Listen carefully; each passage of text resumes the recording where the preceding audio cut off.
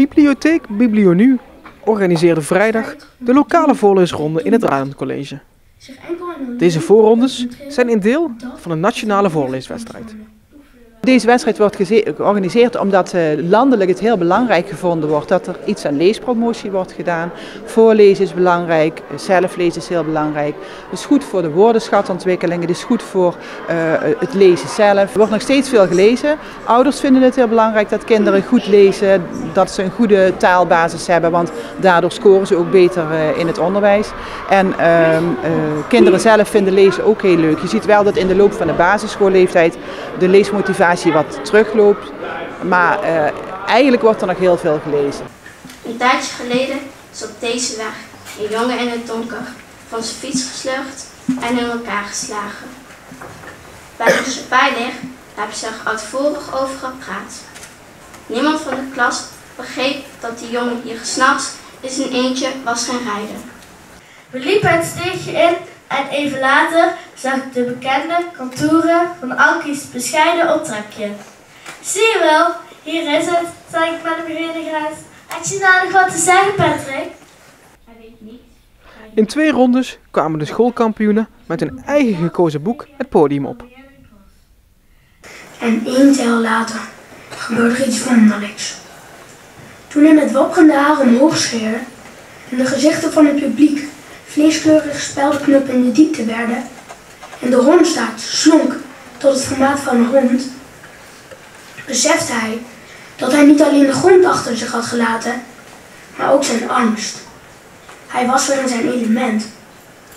Er zijn 12 scholen die meedoen en allemaal in 1 ronde, dan heb je 12 voorlezers. Dat vergt gewoon te veel van de concentratie van degenen die luisteren, ook van de jury. Dus we hebben ervoor gekozen om het op te knippen in 2 voorrondes, 1 morgenronde en 1 middagronde. En allebei die rondes leveren 1 winnaar op. En die winnaar die gaat door naar de regionale ronde. Ik zei dat hij in de war was, want hij had nooit zo de plastic bak tegen me gezegd. Maar hij zei dat hij het gisteren aan me gevraagd had toen ik zat te gamen. En eerlijk gezegd kwam dat me wel bekend voor.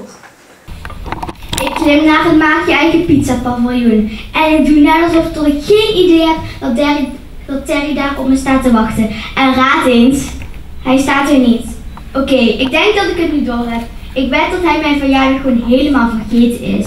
En dat hij in dat stomme Nieder Slakken opleidingsinstituut is. Nadat 's ochtends de 6 deelnemers hun zelf gekozen fragment hadden voorgelezen, stond de jury voor de moeilijke taak om uit de deelnemers 1 winnaar te kiezen. Maar uiteindelijk hebben we gekozen voor Maud.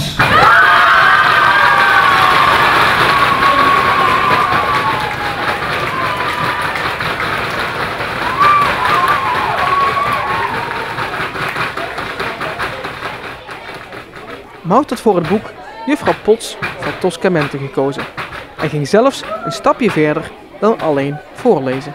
Ik ben stiekem, ik ben stiekem, ik ben laf, ik ben laf.